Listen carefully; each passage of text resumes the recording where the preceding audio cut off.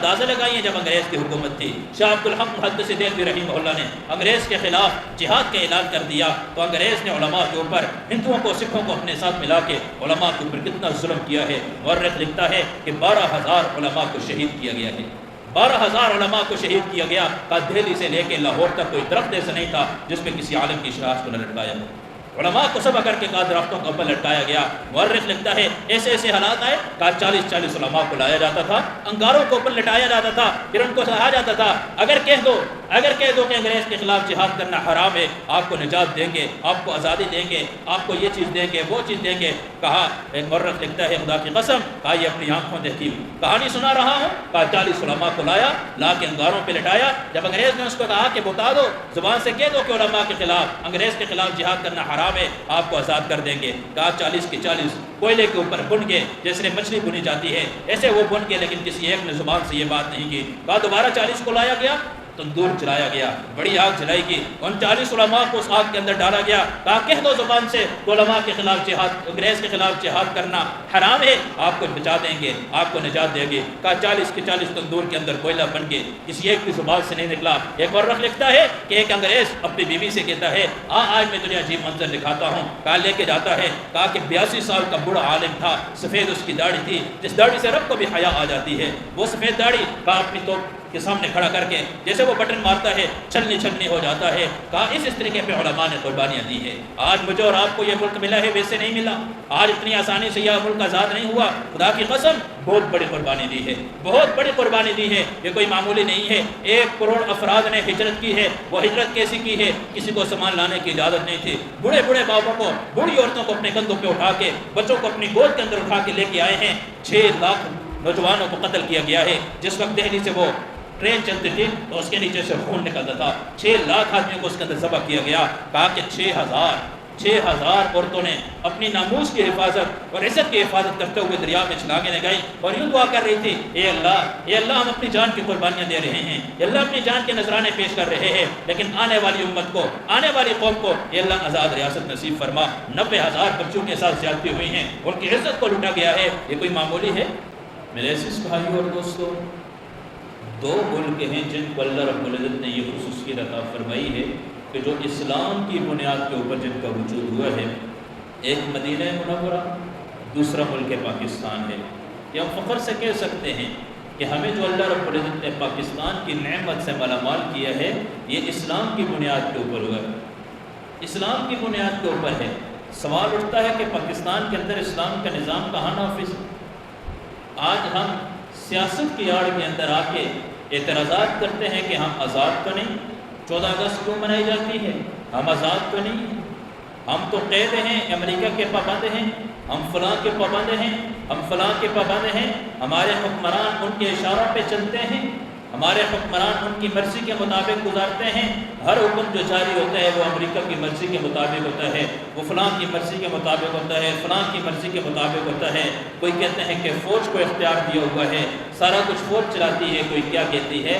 میرے عزیز بھائیو اور دوستو، میں نے آج 8 سال ہو گئے ہیں اس ممبر پہ بات کرتے ہوئے، کبھی سیاست کے خلاف، کبھی سیاست کے موضوع پہ بات نہیں کی، کبھی فرقہ واریت کی بات نہیں کی کہ یہ بریلوی، یہ دیوبندی، یہ جماعت اسلامی، یہ اہل حدیث، یہ فلاں، کبھی 8 سال ہو گئے میں نے اس موضوع پہ بات نہیں کی اور نہ اس متعلق بات کی ہے۔ میرا اپنا نظریہ یہ ہے کہ ہم حضور صلی اللہ علیہ وسلم کے امتی ہیں، ہم اللہ کو ایک مانتے ہیں، نبی کو آخری نبی مانتے ہیں۔ اگرچہ عقیدہ ہونا ضروری ہے، عقیدہ اس کا مطلب نہیں ہے کہ ہمارا کوئی عقیدہ نہیں ہے، یہ بات ذہن نشین رکھیں۔ جس انسان کا عقیدہ خراب ہوگا، ساری رات عبادت کرتا رہے، سارا دن روزہ رکھتا رہے، اللہ کی قسم اللہ کے ہاں اس کی کسی عبادت کے قابل قبول نہیں ہوگی، کیونکہ اس کا عقیدہ اور اس کا نظریہ غلط ہے۔ عقیدے کا درست ہونا ٹھیک ہے، وہ الگ بات ہے، لیکن میں بات کر رہا ہوں کہ سیاست کی آڑ میں آپ کسی ایک سیاسی فرقے کے ساتھ، کسی ایک سیاسی لیڈر کے ساتھ ہو کے دوسروں کو گالیاں دینا، برا بھلا کہنا، ہمیں شریعت اس کی اجازت نہیں دیتی، ہمیں اسلام اس کی اجازت نہیں دیتا۔ میں آپ کے سامنے بیان کروں گا کہ 1447 کے اندر پاکستان کو جب آزاد کیا گیا، اس وقت کتنے لوگوں نے قربانیاں دی ہیں اور کس کس قسم کی قربانیاں دی ہیں، جو آج لوگ کہتے ہیں ہم آزاد کیسے ہیں۔ وہ 6 لاکھ آدمی جو ذبح ہوئے، جو جب ہندوستان سے ٹرین چل کے آ رہی تھی، وہ خون جو بہتا ہوا ٹرین سے نیچے نکل رہا تھا، وہ خون کے لوتھڑے وہ جو گر رہے تھے، وہ ویسے رائے گاؤں چلے گئے۔ 90,000 بچیوں کے ساتھ جو زیادتی ہوئی وہ رائے گاؤں چلے گی۔ 60,000 عورتیں، 6,000 عورتیں دریا کے اندر چھلانگ لگا رہی ہیں کہ اپنی ناموس اور اپنی عزت کی حفاظت کرتے ہوئے یہ ویسے رائے گاؤں چلا گیا۔ 12,000 علماء کو شہید کیا، یہ ویسے ہو گیا۔ میرے عزیز بھائی اور دوستو، ویسے نہیں، ویسے نہیں ہے۔ ہم سوچیں ہمارا ملک کس بنیاد پہ آزاد ہوا ہے؟ کیا اچھا جو اعتراض کرتے ہیں ان کو اعتراض کی وجہ میں بتاتا ہوں کیا ہے۔ اعتراض کی وجہ یہ ہے کہ نہیں ملک کے اندر کچھ ہوتا نہیں، فلاں نہیں، یہ نہیں۔ میرے عزیز بھائی اور دوستو، جس وقت ملک کو آزاد کیا جا رہا تھا، اشرف علی تھانوی رحمہ اللہ کے مشورے سے علامہ اقبال رحمہ اللہ نے ایک تصور پیش کیا تھا کہ پاکستان کو الگ کیا جائے، ہندوستان سے پاکستان کو الگ کیا جائے کہ تاکہ پاکستان اپنے مرضی کے مطابق دین کے اوپر زندگی گزار سکے۔ آج کیا میں اور آپ اپنی مرضی کے مطابق اسلام کے اوپر زندگی نہیں گزار رہے؟ آپ جائیں، ایسے ممالک ہیں جن کے اندر داڑھی رکھنے پہ پابندی ہے، ایسے ممالک ہیں جہاں باجماعت نماز ادا کرنے کے اوپر پابندی ہے، ایسے ممالک ہیں جہاں مسجدیں بنانے پہ پابندی ہے، ایسے ممالک ہیں جہاں مسجدوں کے اندر اذان دینے پہ پابندی ہے۔ آپ بتائیں جس نام کے اوپر یہ ملک آزاد ہوا ہے، کیا آج اذانیں ہوتی ہیں یا نہیں ہوتی؟ آپ بتائیں کیا باجماعت نماز ہوتی ہے یا نہیں ہوتی؟ کیا داڑھی پہ پابندی ہے؟ کیا ہم اپنے نبی کے مطابق زندگی گزارنا چاہیں تو کوئی روکنے والا ہے؟ اللہ کی قسم کوئی روکنے والا نہیں ہے۔ ہم خود کرتے نہیں ہیں، ہم خود شیطان کے جال کے اندر پھنسے ہوئے ہیں، ہم خود اپنی مرضی کے مطابق زندگی گزار رہے ہیں اور سارا کا سارا الزام حکومت کو دے رہے ہیں، سارا الزام حکمرانوں کو دے رہے ہیں، سارا الزام سیاست کے آڑ کے اندر آ کے سیاسی لیڈروں کو دے رہے ہیں۔ ایسی بات نہیں ہے۔ اگر میں سنت کے مطابق زندگی گزار رہا ہوں کہ نیت کر لوں، عزم کر دوں، مجھے کوئی روک نہیں سکتا، کوئی روکنے والا نہیں ہے۔ میں ٹوپی اور پگڑی پہنتا ہوں، مجھے کوئی روکنے والا نہیں ہے۔ یہ آزادی نہیں ہے تو اور کیا ہے؟ کیا ہندوستان سے اس لیے الگ ہوئے تھے کہ جب ہم الگ ہوں گے تو پکی سڑکیں بنائیں گے، بڑی بڑی ٹیکنالوجی کا نظام ہوگا، بڑی بڑی بلڈنگیں ہوں گی، بڑی بڑی مارکیٹیں ہوں گی؟ یہ تو سارا ہندوستان کے اندر بھی تھا، اس سے اچھے طریقے پہ تھا۔ نہیں، جس وقت پاکستان کو الگ کیا گیا تھا یہ نظریہ پیش کیا تھا کہ مسلمان اپنی مرضی کے مطابق اپنے دین کے اوپر چل سکیں، نبی علیہ السلام کے دین کو نافذ کیا جا سکے۔ آج ہم چند ایک لوگوں کی وجہ سے، آج حکمرانوں کی وجہ سے سارے ملک پاکستان کو برا بھلا نہیں کہہ سکتے۔ پاکستان کے آزاد ہونے کی خوشی نہ منائیں، کس وجہ سے جی؟ فلاں کی حکومت ہے، فلاں حکمران ہے، فلاں حکمران ہے، ان کا جو نظریہ ہے، جو فعل ہے، جو قول ہے، جو بھی کرتے ہیں وہ ان کی اپنی بات ہے۔ میرے لیے اور آپ کے لیے خوشی کی بات ہے، اللہ نے ہمیں ایک آزاد ملک عطا کیا ہے۔ ہم ملک کے اندر آزادی کے ساتھ دین کے مطابق زندگی گزار سکتے ہیں، اپنی مرضی اپنی خواہش کے مطابق زندگی گزار سکتے ہیں، کوئی ہمیں روکنے والا نہیں۔ میرے عزیز بھائیوں اور دوستو، میں ساتھ ایک اور بات کرتا چلوں کہ جیسے یہ اللہ کی طرف سے نعمت ہے، ایسے ہی یہ اللہ کی طرف سے امتحان بھی ہے۔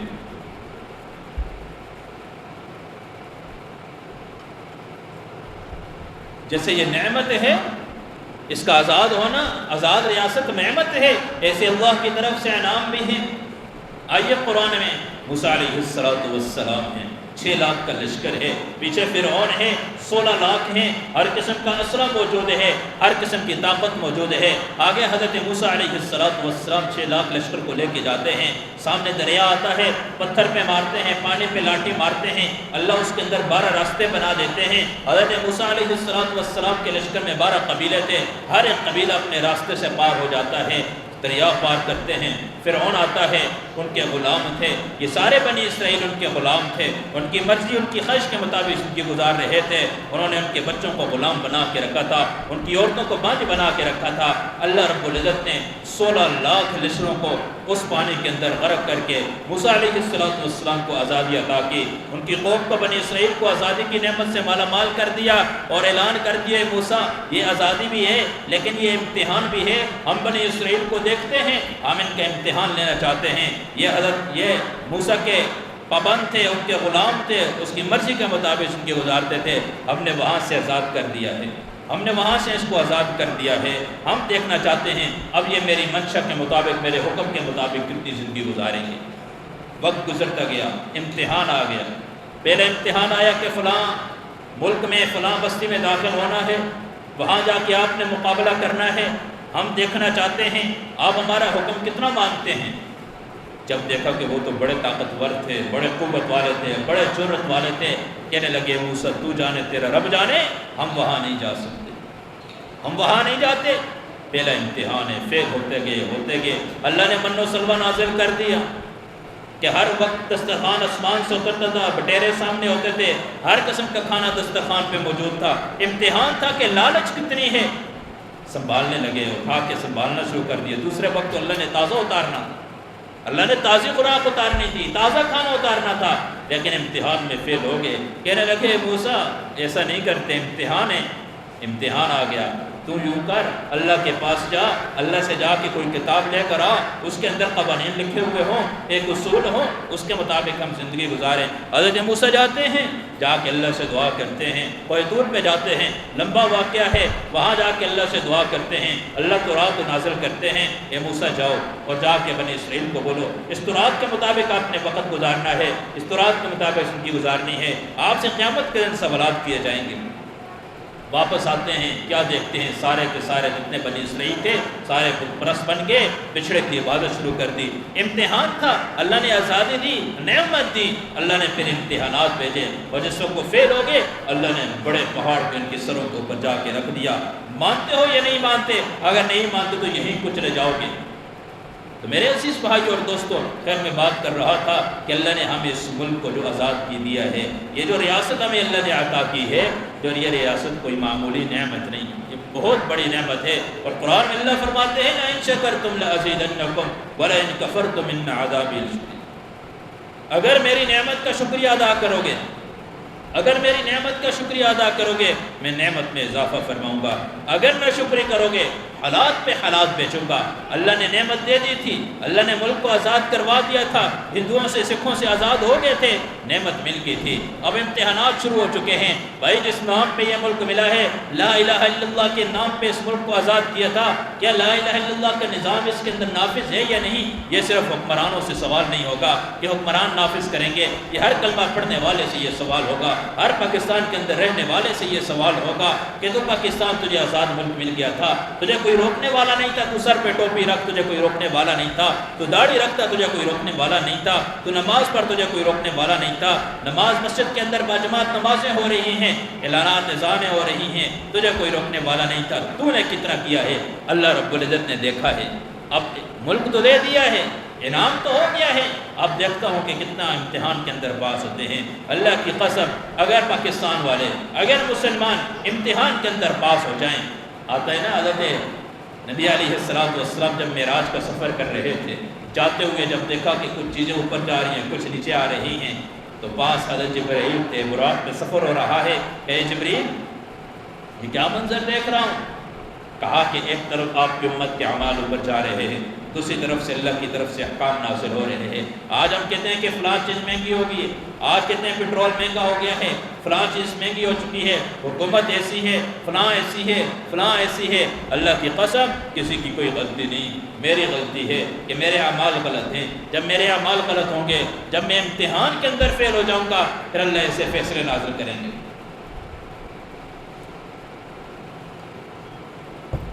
پھر اللہ ایسے فیصلے نازل کریں گے، پھر فیصلے نازل ہوں گے۔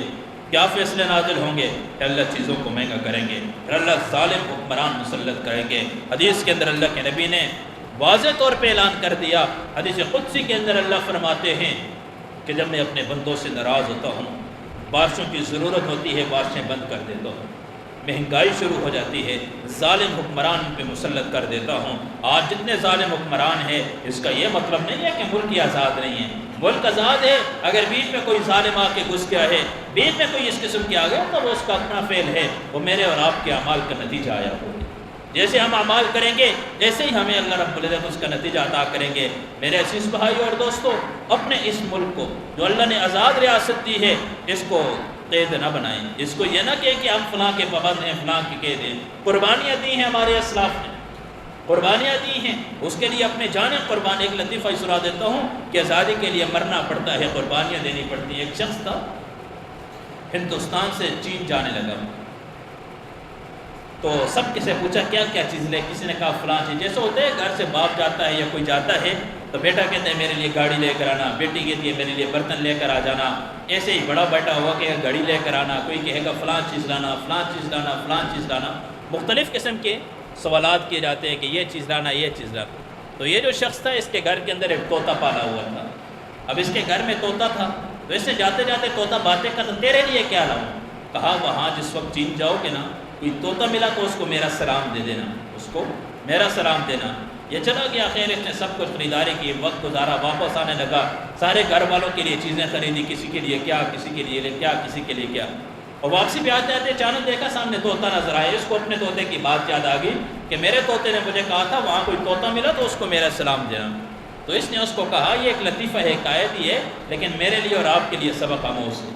تو اس نے اس کو کہا کہ میرے گھر کے اندر، ہندوستان کے اندر طوطا ہے، پنجرے میں بندے ہے، اور اس نے کہا کہ وہاں چین کے اندر کوئی آزاد طوطا نظر آئے، کوئی درخت پہ بیٹھا ہوا نظر آئے، اس کو میرا سلام دے دینا۔ اب اس چین والے نے جیسے سلام دیا تو وہ طوطا اوپر سے نیچے گرا اور مر گیا۔ یہ حیران ہو گیا، یار میں نے اس کو سلام دیا اور یہ گر کے مر گیا ہے۔ بڑا پریشان، اٹھا کے سائڈ پہ رکھا، واپس آ گیا۔ واپس آ کے طوطے کو کہا، پنجرے کے اندر کہا کہ میں نے عجیب منظر دیکھا ہے، ایک طوطا تھا درخت پہ بیٹھا ہوا تھا، آزاد تھا، اڑ رہا تھا، درخت پہ بیٹھا، میری نگاہ پڑی، تیری بات مجھے یاد آ گئی اور میں نے اس کو تیرا سلام دیا ہے، اور جب میں نے تیرا سلام دیا وہ فوراً مر گیا۔ اب یہ بات پنجرے والے طوطے کو جب بتائی آ کے تو وہ بھی مر گیا۔ یہ حیران ہو گئی، یار یہ کیا منظر ہے، اس کو سلام دیا وہ مر گیا، آپ اس کو کہانی سنائی یہ مر گیا، یہ معاملہ کیا ہے؟ جب اس نے دیکھا 5-10 منٹ یہ تو مر گیا ہے، اس نے پنجرے سے نکالا، اٹھا کے پھینک دیا۔ تو وہ اڑتا اڑتا جا کے سامنے بیٹھا، اس نے کہا مجھے اس طوطے نے پیغام دیا ہے کہ اگر آزاد ہونا چاہتے ہو تو مرنا پڑے گا، آزادی چاہتے ہو تو مرنا سیکھو، مرنا پڑے گا۔ اس نے وہ ایکٹنگ کر کے مجھے بتایا کہ تو اس کے سامنے کوئی ایکٹنگ کر مرنے کی، میں مرا نہیں تھا، تو نے مجھے کہا مر گیا، تو جب تک میں مرتا نہ تو مجھے کہاں نکالتا تھا۔ تو اس لیے قربانیاں تو دینی پڑتی ہیں، قربانیاں دینی پڑتی ہیں ہر کام کے لیے، چاہے ملک ہو، دین ہو، کوئی کام بھی ہو، اس کے لیے قربانی دینی پڑے گی۔ اگر قربانی دیں گے تو اللہ اس قربانی کا نتیجہ دیں گے۔ دنیا کے کاموں کے لیے بھی اگر آپ قربانی دیں گے، کوئی محنت کریں گے، اللہ کبھی آپ کو ناکام نہیں کریں گے۔ آپ دیکھتے نہیں ہیں جو لوگ دنیا کماتے ہیں، پیسہ کمانے کے لیے قربانیاں کرتے ہیں، ملک چھوڑ کے باہر جاتے ہیں، بڑی قربانیوں کے ساتھ کماتے ہیں۔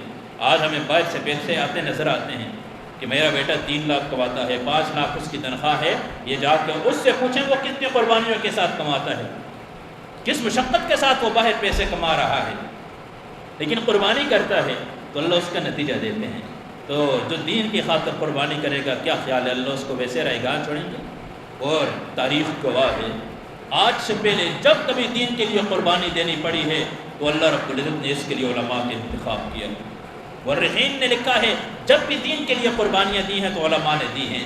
آپ اندازہ لگائیے جب انگریز کی حکومت تھی، شاہ عبد الحق محدث دہلوی رحمہ اللہ نے انگریز کے خلاف جہاد کا اعلان کر دیا تو انگریز نے علماء کے اوپر، ہندوؤں کو سکھوں کو اپنے ساتھ ملا کے علماء کے اوپر کتنا ظلم کیا ہے۔ مورخ لکھتا ہے کہ 12,000 علماء کو شہید کیا گیا ہے، 12,000 علماء کو شہید کیا گیا۔ کہ دہلی سے لے کے لاہور تک کوئی درخت ایسا نہیں تھا جس پہ کسی عالم کی شناخت کو نہ لٹکایا ہو، علماء کو سبا کر کے کہا درختوں کے اوپر لٹکایا گیا۔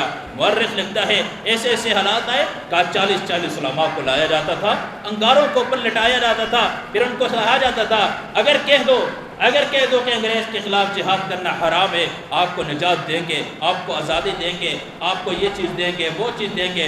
کہا ایک مورخ لکھتا ہے خدا کی قسم، کہا یہ اپنی آنکھوں دیکھی کہانی سنا رہا ہوں، کہا 40 علماء کو لا کے انگاروں پہ لٹایا۔ جب انگریز نے اس کو کہا کہ بتا دو، زبان سے کہہ دو کہ علماء کے خلاف، انگریز کے خلاف جہاد کرنا حرام ہے، آپ کو آزاد کر دیں گے، کہا 40 کے 40 کوئلے کے اوپر بن کے جیسے مچھلی بنی جاتی ہے ایسے وہ بن کے، لیکن کسی ایک نے زبان سے یہ بات نہیں کی۔ کہا دوبارہ 40 کو لایا گیا، تندور جلایا گیا، بڑی آگ جلائی گئی، ان 40 علماء کو اس آگ کے اندر ڈالا گیا۔ کہا کہہ دو زبان سے کہ علماء کے خلاف جہاد، انگریز کے خلاف جہاد کرنا حرام ہے، آپ کو بچا دیں گے، آپ کو نجات دیں گے۔ کہا 40 کے 40 تندور کے اندر کوئلہ بن کے کسی ایک کی زبان سے نہیں نکلا۔ ایک مورخ لکھتا ہے کہ ایک انگریز اپنی بیوی سے کہتا ہے آج میں تجھے عجیب منظر دکھاتا ہوں۔ کہا لے کے جاتا ہے، کہا کہ 82 سال کا بوڑھا عالم تھا، سفید اس کی داڑھی تھی، جس داڑھی سے رب کو بھی حیا آ جاتی ہے، وہ سفید داڑھی۔ کہا اپنی تو کے سامنے کھڑا کر کے جیسے وہ بٹن مارتا ہے چھلنی چھلنی ہو جاتا ہے. کہا اس طریقے پہ علماء نے قربانیاں دی ہے. آج مجھے اور آپ کو یہ ملک ملا ہے ویسے نہیں ملا. آج اتنی آسانی سے یہ ملک آزاد نہیں ہوا. خدا کی قسم بہت بڑی قربانی دی ہے, بہت بڑی قربانی دی ہے. یہ کوئی معمولی نہیں ہے. 1 کروڑ افراد نے ہجرت کی ہے. وہ ہجرت کیسی کی ہے؟ کسی کو سامان لانے کی اجازت نہیں تھی. بوڑھے بوڑھے بابوں کو, بوڑھی عورتوں کو اپنے کندھوں پہ اٹھا کے, بچوں کو اپنی گود کے اندر اٹھا کے لے کے آئے ہیں. 6 لاکھ نوجوانوں کو قتل کیا گیا ہے. جس وقت دہلی سے وہ ٹرین چلتی تھی تو اس کے نیچے سے خون نکلتا تھا. 6 لاکھ آدمیوں کو اس کے اندر ذبح کیا گیا. کہا کہ 6,000 عورتوں نے اپنی ناموس کی حفاظت اور عزت کی حفاظت کرتے ہوئے دریا میں چھلانگیں لگائی اور یوں دعا کر رہی تھی, اے اللہ ہم اپنی جان کی قربانیاں دے رہے ہیں, اے اللہ اپنی جان کے نذرانے پیش کر رہے ہیں, لیکن آنے والی امت کو, آنے والی قوم کو اے اللہ آزاد ریاست نصیب فرما. 90,000 بچوں کے ساتھ زیادتی ہوئی ہیں, ان کی عزت کو لوٹا گیا ہے. یہ کوئی معمولی ہے؟ آج میں اور آپ بڑے فخر سے کہتے ہیں کہ ہم آزاد ہیں. میرے عزیز بھائی اور دوستو, پیچھے بہت بڑی قربانیاں ہیں, بہت بڑی قربانیاں ہیں, کوئی معمولی قربانیاں نہیں ہیں. ہم ہر ایک کا دیکھیں, جس کا فعل جیسا ہے. قائد اعظم کا نظریہ یہ تھا, قائد اعظم کا مذہب یہ تھا, فلاں تھا, علامہ اقبال اس مذہب کا تھا, اس مسلک کا تھا, فلاں تھا. سب کو چھوڑے ہم دیکھیں انہوں نے ہمارے لیے کتنی بڑی قربانیاں دی, کتنی بڑی قربانیاں دی ہیں. شبیر احمد, مولانا طارق صاحب کا بیان سن رہا تھا, وہ فرماتے ہیں ان کے ملفوظات ہیں. کہا شبیر احمد عثمانی رحمہ اللہ سے کسی نے پوچھا, آپ نے قائد اعظم کا جنازہ کیوں پڑھایا ہے؟ حالانکہ یہ تو اس نظریے کا تھا, اس نظریے کا تھا. تو کہنے لگے تو کچھ دن پہلے, انتقال سے کچھ دن پہلے خواب میں اللہ کے نبی کی زیارت ہوئی. کہا نبی علیہ السلام میں بھی موجود ہوں, قائد اعظم بھی موجود ہے, اللہ کے نبی بھی موجود ہیں. نبی علیہ السلام نے فرمایا کہ یہ ہیرا ہے. کیا فرمایا؟ کہا کہ یہ میرا مجاہد ہے. قائد اعظم کی طرف اشارہ کرتے ہوئے کہا کہ یہ میرا مجاہد ہے. کہا جب یہ بات میں نے سنی کہ جب یہ نبی کا مجاہد ہے تو ہمارا بھی یہ مجاہد ہے, ہمارا بھی یہ قائد ہے, ہم اس کا ادب اور احترام کریں گے, ہم اس کا جنازہ پڑھیں گے. میرے عزیز بھائی اور دوستو, اللہ کا شکر ادا کریں, اللہ کا شکر ادا کریں. جیسے میں نے شروع میں کہا, لَإِن شَكَرْتُمْ لَأَزِيدَنَّكُمْ, اگر نعمت کا شکر ادا کیا جائے گا اللہ نعمت کے اندر اضافہ فرمائیں گے. شکریہ کیا ہے کہ جس نام پہ یہ آزاد ہوا ہے ہم اس نام کو برقرار رکھیں. اسلام کے نام پہ یہ آزاد ہوا ہے.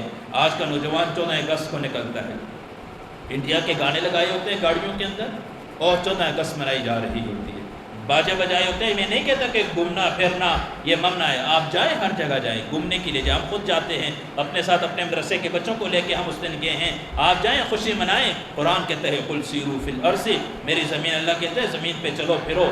منع نہیں ہے, لیکن اللہ کے احکام کو مد نظر رکھتے ہوئے آپ کہیں بھی جائیں, گھومنا منع نہیں ہے. شریعت اس کی اجازت دیتی ہے, آپ اپنے گھر والوں کو بھی لے کے جائیں, لیکن ایسی جگہ لے کے جائیں جہاں پردے کا اہتمام ہو, پردہ ضائع نہ ہو, بچیوں کا پردہ ضائع نہ ہو, گھر والوں کا پردہ ضائع نہ ہو. اما جان حضرت عائشہ رضی اللہ تعالیٰ عنہ اللہ کے نبی کے ساتھ دوڑ لگائی جا رہی ہے, دوڑ لگائی جا رہی ہے. آج کا کہ کوئی مولوی اپنی بیوی کے ساتھ دوڑ لگائے, لوگ کہیں گے یہ کیا ہو گیا. باتیں سنائیں. میرے عزیز بھائی تو شریعت کو فالو کریں, شریعت کے مطابق ان کی گزاریں. تو میں بات کر رہا تھا لَإِن شَكَرْتُمْ لَأَزِيدَنَّكُمْ وَلَإِن كَفَرْتُمْ إِنَّ عَذَابِي لَشَدِيدٌ, کہ نعمت کا شکر ادا کرو گے اللہ اضافہ فرمائیں گے. نعمت کا شکر کیا ہے؟ نعمت کا شکریہ کیا ہے؟ اللہ نے ہمیں جو ملک پاکستان, جس نام پہ اللہ نے ہمیں آزاد دیا ہے, لا الہ الا اللہ کے نام پہ یہ آزاد ہوا ہے, اس لا الہ الا اللہ کی لاز رکھ کے میں نے اور آپ نے زندگی گزارنی ہے. چاہے حکمران کرے نہ کرے, مجھ سے اور آپ سے سوال ہوگا کہ لا الہ الا اللہ کے مطابق زندگی ہے یا نہیں. آزاد ملک دیا گیا, کوئی روکنے والا نہیں تھا, داڑھی پہ پابندی نہیں تھی, سر پہ ٹوپی پگڑی رکھنے کی پابندی نہیں تھی, مسجد میں اذان کی پابندی نہیں تھی, مسجد کے اندر باجماعت نماز کی پابندی نہیں تھی. آپ جائیں باہر ممالک کے اندر, داڑھی رکھتے ہیں تو لائسنس بناتے ہیں, اذان کی اجازت نہیں, ٹوپی کی اجازت نہیں, جماعت کی اجازت نہیں, پابندی تو وہ ہے. لوگ کہتے ہیں آزاد کہاں ہیں بھائی, آزاد نہیں. تو کیا اپنی مرضی کے مطابق قرآن کھول کے جب جی چاہتا ہے پڑھ سکتا ہوں, جب جی چاہتا ہے مسجد آ کے نماز پڑھ سکتا ہوں, جب جی چاہتا ہے جو بھی دین کا کام کروں, مجھے کوئی روکنے والا تو نہیں ہے. تو اسلام کی بنیاد پہ تو یہ آزاد ہوا تھا. اس لیے تو آزاد نہیں ہوا تھا کہ بڑی بڑی سڑکیں بنائیں گے, بڑے بڑے ہوٹل ہوں گے, بڑے بڑے ٹیکنالوجی کا نظام ہوتا. وہ تو ہندوستان میں بھی سب کچھ تھا. یہ جو ہمارے بڑوں نے قربانیاں دی تھی, اس لیے دی تھی کہ ایک الگ ملک ہو, اس میں مسلمان اپنے مرضی کے مطابق اللہ کے حکم اور نبی علیہ السلام کے طریقوں کے مطابق زندگی گزاریں. اللہ نے یہ مجھے اور آپ کو یہ نعمت دی ہے. اس نعمت کی قدر کرنی ہے, اس نعمت کی قدر کرنی ہے. تو قدر میں نے بتائی کہ حال کے عمر کو دیکھ کے زندگی گزارنا, حال کے عمر کو دیکھ کے.